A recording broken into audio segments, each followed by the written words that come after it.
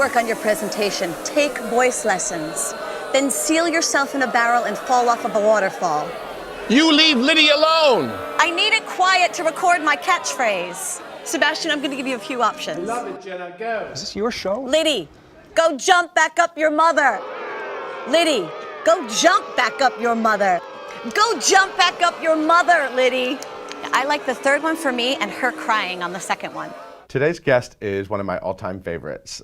I first laughed at her as a kid as slutty cousin Vicky in National Lampoon's Vacation, then fell in love with her as Flemchen in Grand Hotel, and was thrilled to see her go on to become a Tony-winning star, seducing Antonio Banderas naked in 9, and a bona fide sitcom star as Jenna Maroney on TV's 30 Rock. Please welcome Jane Krakowski.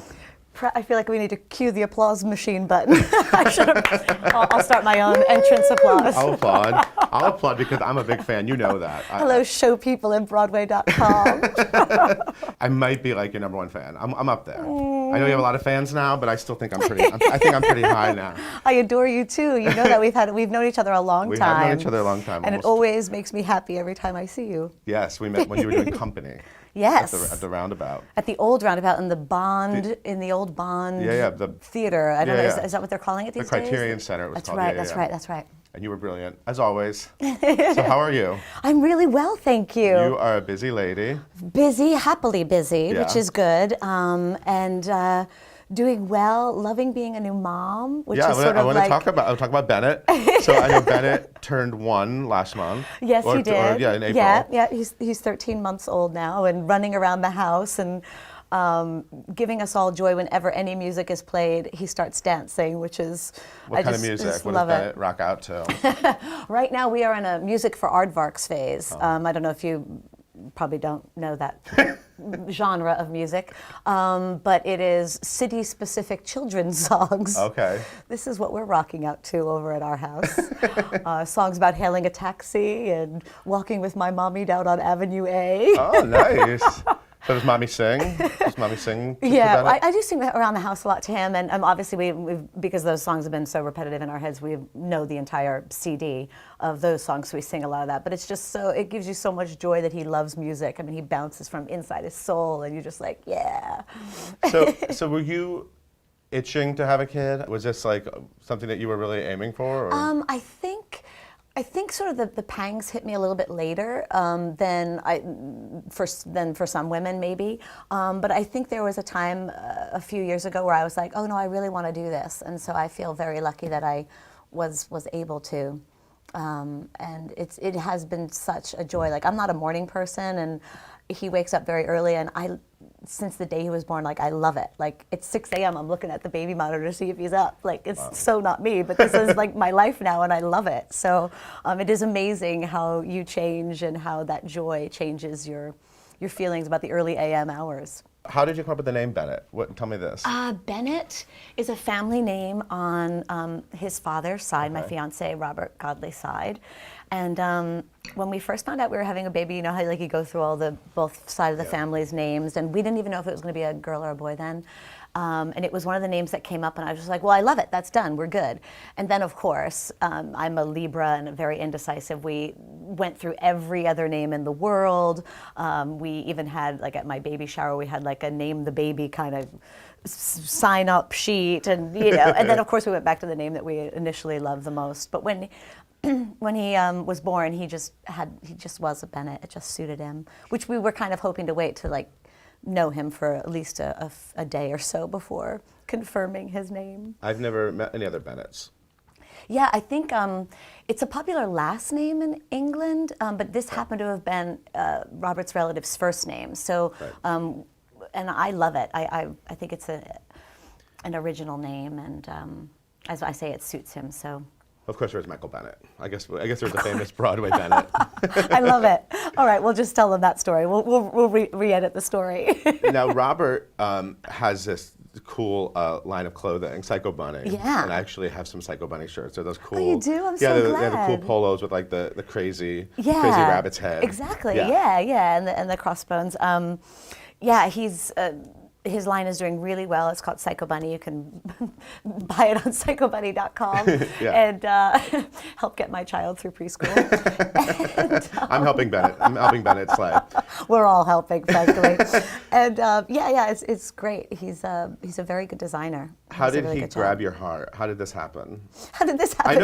I know you have a history of liking British men. I do like British men. I've dated a few over the years. What's that about? What is that about? You're Jersey girl. I know. What is that? I don't even know how to trace it back. I'm not even sure. But I have worked with a lot of English directors in this business, and I met my first Englishman through Trevor Nunn while doing Starlight Express, my first English boyfriend. So I think it sort of goes back to then. And I mean, I've worked with more English directors than not English. Yeah. With David Laveau on 9 and Michael Grandage on Guys and Dolls, and Trevor Nunn with Starlight Express. So yeah, British men just love you. we have a thing. Interesting. I have great creative experiences with them, and but Robert and I were just set up on a blind date. Believe it or not. I mean, well, blind for the years of Googling people. So nothing's totally blind anymore. Right. So do you call is it Robert Darling, Bobby Baby, Bobby Booby? I love it. I've never put any of these Broadway references into all this, but I'm liking Broadway it. references to your life. I love keeping loving you true it. to your roots. That's exactly. But he's Robert because he's British. He goes by Robert. Okay. Sometimes Rob, if you're in the inner circle. And it's funny because you are from Jersey, and I know you're a Jersey girl, Parsippany, right? Parsippany. But you speak very proper. You probably learned that really early, right? Like have you ever had like a Jersey accent? I don't. I think it's because my mom and dad were both born in Brooklyn, and they had very thick accents, and so my father made sure that. And then my mom sort of became a combination of New York and New Jersey, her accent. And so I think my dad made sure that he would correct us whenever it started, myself and my brother, who's not in show business, but he just wanted us to not to have those sorts of accents. But I have been told that I now have English inflections in British inflections. It's a little bit that Madonna thing. I know. I mean, I love me some Madonna, don't get me wrong, but the girls from Jersey and Detroit really shouldn't have English accents. So, I try to, I don't even realize I'm doing it, but I think it's just because I hear it at home all the time that it slips in. And so I'm actually not fully conscious that it's happening. And of course, being on 30 Rock, Tina has highlighted and exploited that to the nth degree. So now I'm extremely conscious of it. Your parents have been in theater there forever. Like when you were a kid, they were doing community theater, right? Yeah, and they as still their do? hobby. They still? Yeah, my mom actually runs a theater company out there now. Called the New Jersey Women's Theater Company. But I'm positive that my love of doing this came directly from my parents' love of the theater. We came in to see, growing up 40 minutes out of the city, we came in to see every Broadway show, and we would wait on TKTS and see which shows were still left on the board when it was. This was back in the day when they actually just had slide 'em in. a little slide sign. I saw Grand Hotel many times off that board. You did? I did. It was fun because sometimes you end up seeing something you didn't expect to see because the one you wanted was gone by the time you got to the front of the line. And so we got to see everything, really, and that exposure to it. And my parents being a part of a community theater, a great community theater out in New Jersey, it was where I saw my parents having fun and enjoying themselves and just loving it. And I know that was a great influence on me and why I wanted to do it. And I knock on pleather. Knock on pleather. IKEA pleather. I love me some soft pleather. I feel very lucky that I've been able to do this and I still love it. I don't want to do anything else. I feel so lucky that I get to work and make my living in the thing I want to do most. So you're having a minor return to the stage on June 8th. Yes. You're doing a concert at Town Hall. At the landmark that is Town Hall on West 43rd Street on June 8th. We're going to do a really big show. That's a horrible insult. Your audience doesn't even know who that is. Can you do a good Jersey accent? Can you do like going to the mall or something? Yeah, I guess. Just there's the Jersey A, right? There's a Jersey A. Yeah. Do I go to the mall? I grew up at the mall. I was practically born in the mall. All right, back to the concert. So I saw your show at Feinstein's, and Yeah. I have the CD, The Laziest Gal in Town, which I'm I so love. glad. It's a great CD. I love live the CD recording, because right? it's a live recording, Yeah. and there's so few of those these days. Yeah. And it really, your ear has to get attuned to it. You know, when we were first putting it out, I wanted people to be sure they knew it was a live album, because you hear clanging of glasses and people's responses and all the dialogue and stories, and it really is as if you were there, hopefully. But I think people are not, their ears aren't attuned to that anymore. Everything is so, I mean, we didn't even barely touch we didn't go back in and record anything in that album. It actually is the performance from that night. So, with its flubs and all, so. Yeah, it's a lot of fun. Yeah. So do we get to hear any of that stuff at the town hall In the town hall show, there's going to be some of my favorites from that, Okay. but also we're expanding the show. If you know that CD and that show, I talk very fondly of the girls that I have loved from the past. Yeah. Mitzi Gaynor, Eartha Kitt, all song choices that we have pulled from their song list, and Anne Margaret. And I've always wanted, in that show, I always wanted to have boys, because all those girls had boys, right? They had Bob Mackie gowns up to here and down to there, and they had boys, and I've always wanted to have boys. So for Town Hall, we are expanding the show to have boys. Jane's getting her boys. I'm finally, you won't have to imagine my boys at Town Hall. They'll actually be there.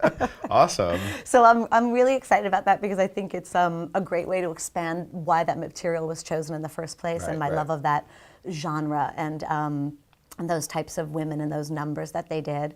And of course, we'll have some Broadway favorites. The Krakowski songbook. We're going to have, hopefully, a little salute to 30 Rock. We're still working on that. For the 30 Rock fans that come out. Okay, some muffin top maybe.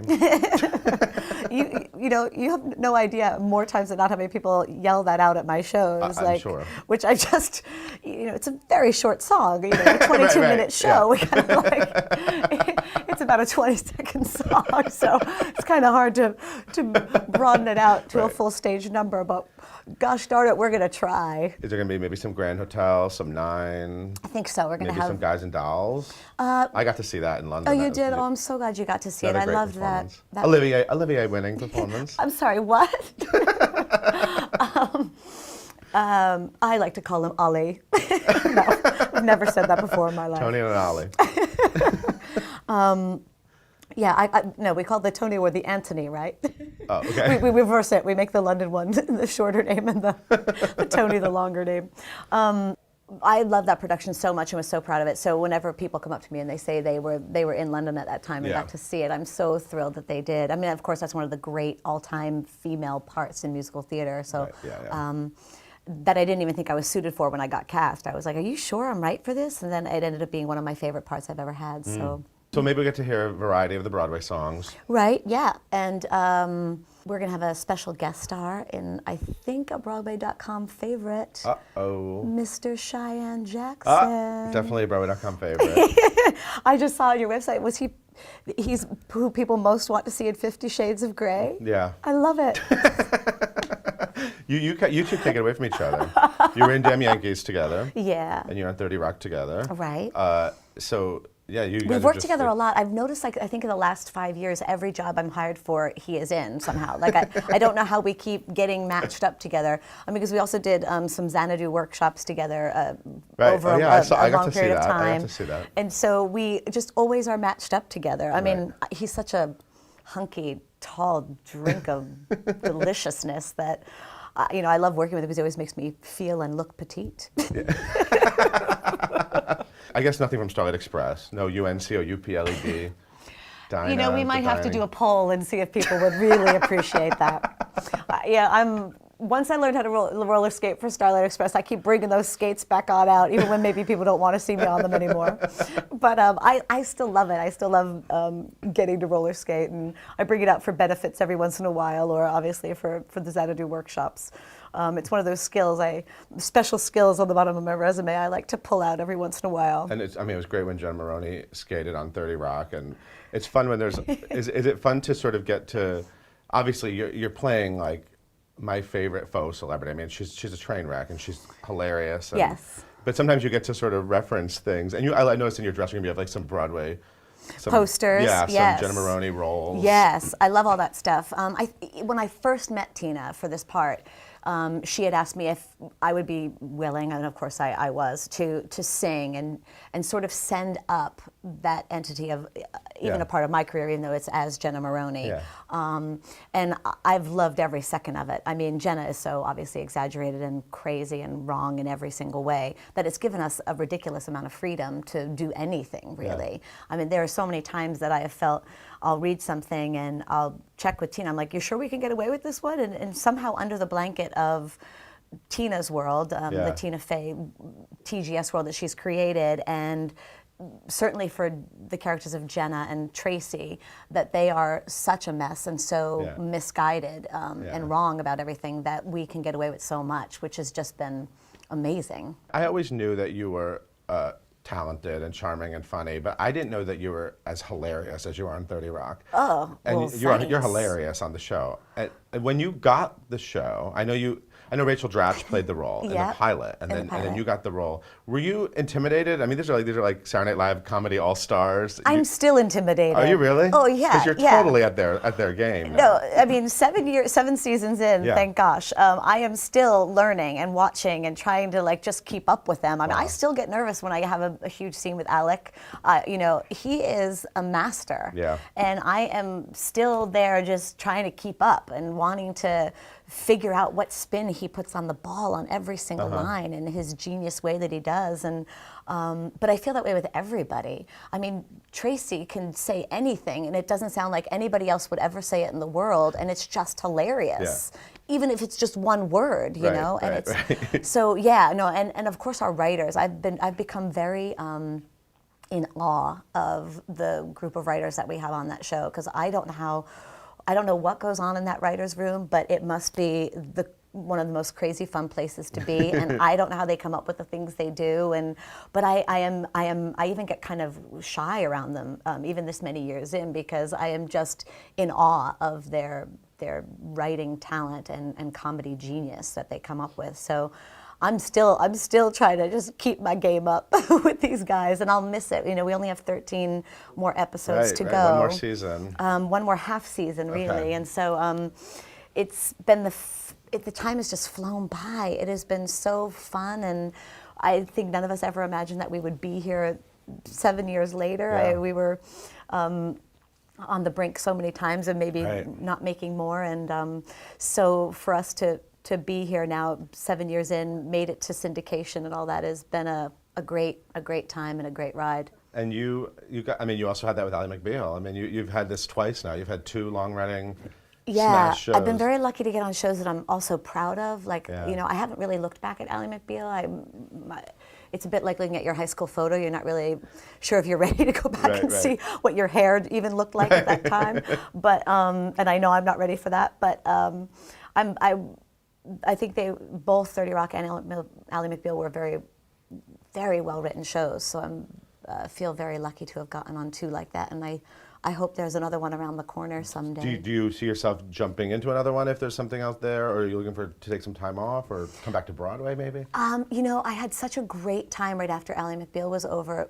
First of all, moving back to New York City and coming back to the Broadway community with 9, which was one of the great experiences of my Broadway career, and for me personally, and I really hope that I get that chance again. I would love to I find that I don't know what it is. There's some heightened energy and reality of musical theater that pleases me inside. It just makes me happy, and I love doing it. And I would love to come back and do some sort of show. I find that always re-energizes me and infuses the other jobs that I do. I mean, even when I got to do Damn Yankees in between seasons of 30 Rock, I came back to 30 Rock like ready to go, just inspired by it. And so I love that, and I think I need that every as much as I can. It seems like it'd be hard. I mean, you work with geniuses like Tommy Tune on Grand Hotel, which is still one of the most stunning productions I've ever seen, and David Laveau on 9. I mean, these gorgeous theatrical experiences. Yeah. Does that sort of make it, do you want to find something like on that level of special? Well, in those cases, I knew the directors were fantastic directors, but you also sign on not knowing what it will turn out like or what it will be. You know, obviously, certainly with Grand Hotel, there was hardly anything there, right. really during the workshops of that show, and it turned into one of the most creative processes I've been a part of. Because of it, but Tommy would just send us home with the novel, the original Vicky Baum novel, and Right. say, read chapters 1 through 5, and then tomorrow we'd come in and kind of improvise it to get to the songs that we had written.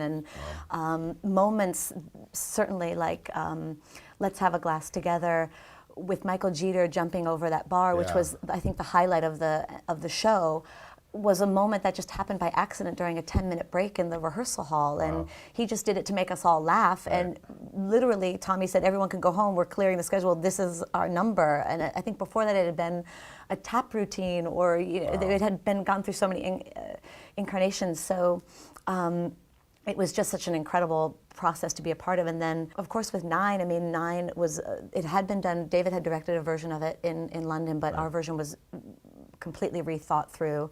And I mean, there were days where you could just see the beauty he was creating on stage. I mean, when all the candles were on the stage, we would be in rehearsal and he would literally just come and move a candle like 3 inches, and it suddenly became more beautiful. Wow. And you're just like, wow, that is specific. That is really detailed, creative, beautiful work. Have you ever watched the YouTube clip of you upside down singing Call from the Vatican and crawling around and turning the stairs?